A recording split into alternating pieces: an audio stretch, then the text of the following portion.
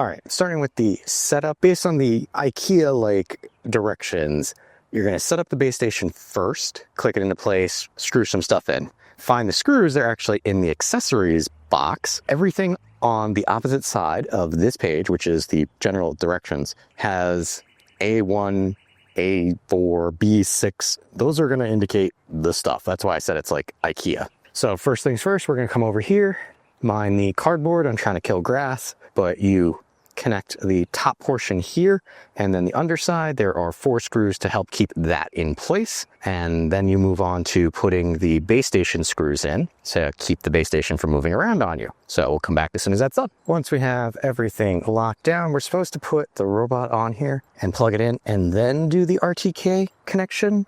But I've seen and read that you should power on the RTK first, because you set the RTK up before you actually set the robot up, or else the two don't talk to each other. So while I will put the robot on here, I'm going to move on to setting up the RTK sensor next. The RTK pole itself is pretty much assembled for you. It is broken up into a couple unique parts. You've got this part right here, which separates the upper portion of the pole from the lower portion of the pole. You do have the RTK hub sensor up here, and then a antenna that plugs into it, as well as the cable that will allow you to plug it into the base station. I have found that there actually is an extra power supply, and that's if you mount the RTK sensor somewhere that's not close to the actual base station itself. And then if we come down this way, there is a pole with some screws. Again, this is if you're mounting somewhere other than close to that, where you would just spike it in the ground with this bit here that screws in. I have a good idea where I'm going to place this because I've done this a few times, so I know where I should get a good signal. So there I've got my RTK, and over this way, past all the cardboard to kill the grass, is the base station. So the cable itself that comes with the RTK sensor, it's not long enough, so thankfully MAMMOTION gives you extra bit of cable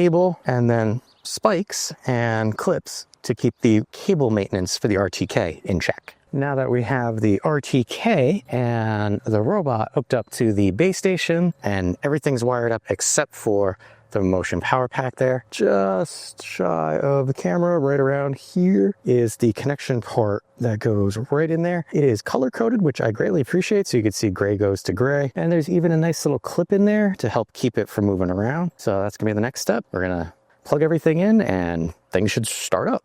Hard to see, green flashing light right there. Hopefully you can see. Green flash, samurai swooshy sound. The lights on the side, try and block it off. They're flashing green. Top bit there is, I'm assuming, for its detection or geolocation. That's still showing red, but I'm assuming once we set up the RTK sensor, that'll work a little better, or look a little better. But now that we have the assembly portion, looks like 99% there. Next we move on to actual setup. So let's get started. Here we go. This will be setup of Yuka Mini and the RTK that come with it. So right now we're going to select add, and it's kind of letting us know what to look for. So it's kind of looking for a barcode, but it does say it's got Bluetooth. So we're gonna hit next. And there it's showing both the Yuka Mini and the RTK sensor I have right there. We're gonna add the RTK first by hitting the plus sign next to that. Like I said, I heard you should set the RTK up first before you set up the robot. So we're just gonna let that do its thing. It's gonna try and access my network settings, and we'll give that a moment to do what it does. Trying to find the internet. Come on, there we go. That's the one I want. Let's put in the password, and I'm gonna select join. Don't mind that.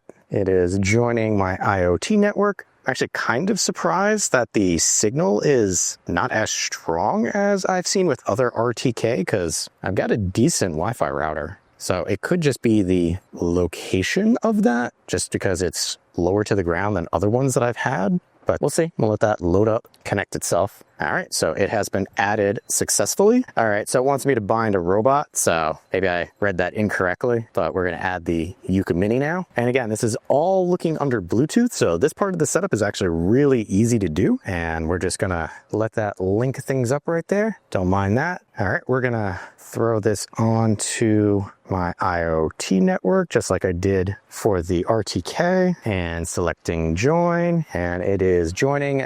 Again, we'll see how the robot does. It's slightly closer. It looks like it had a problem connecting, so we're gonna give it another go. We're having it join. Hopefully things look a little better from this angle. If it doesn't join up this time, I might have to go and knock a couple things off the IoT network just so it can actually not be as congested. Yeah, okay, it's failing. Let me go knock a couple things off. We'll be back in a second. All right, we kicked a couple things off the IoT network. We'll see if that helps. Oh, it's saying the password's incorrect. Am I screwing that up? All right, give that a go again. That should be the right password. Okay, added successfully. All right, well, all right. It says they're both there. It's both connected. Okay. All right, we're gonna upgrade. So we're gonna upgrade the firmware. One click upgrade, and we'll let that go. I won't make you sit through that, but I have a feeling the robot will have an upgrade as well that it needs to go through.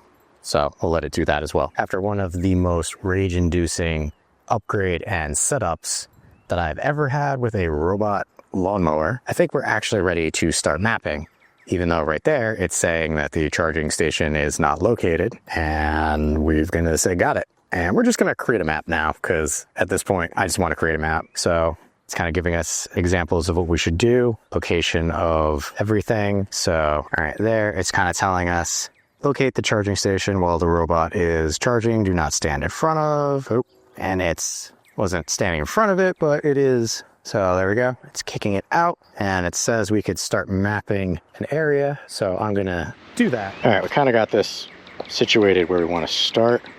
I'm gonna come in here. I'm gonna start mapping an area. So we've got auto mapping over here in manual. I'm gonna select manual because I don't have a lot of fence line. It's showing me kind of make sure what things look like, and we're good with that. All right, so now we could start mapping. At any time, I can hit that AI one. So we're just gonna start going, and it's got a controller, so you can kind of go forward, move it left and right.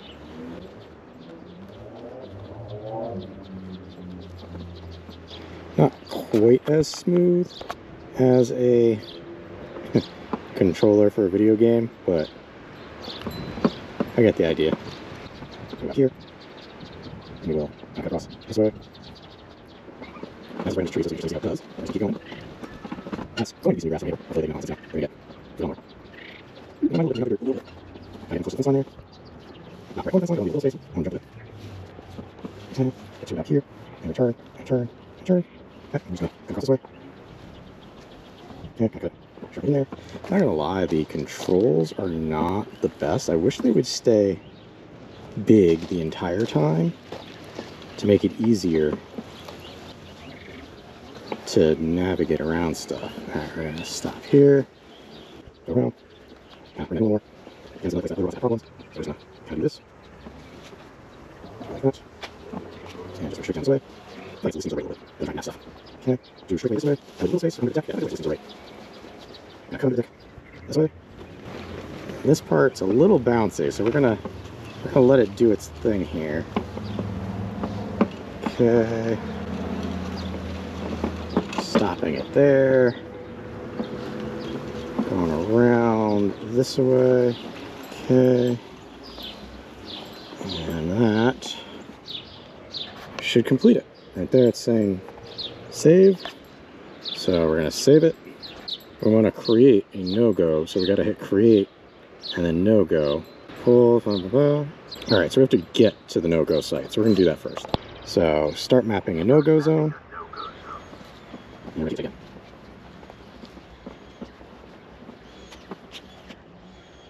And double tapped, and we can save it. There's a no-go zone. Okay, since now we have 1 and 2, we have to create a channel that will connect various areas. So we're just going to hit start. Start mapping a channel. And do. There's a channel. So now that allows us to go from area 1 to area 2.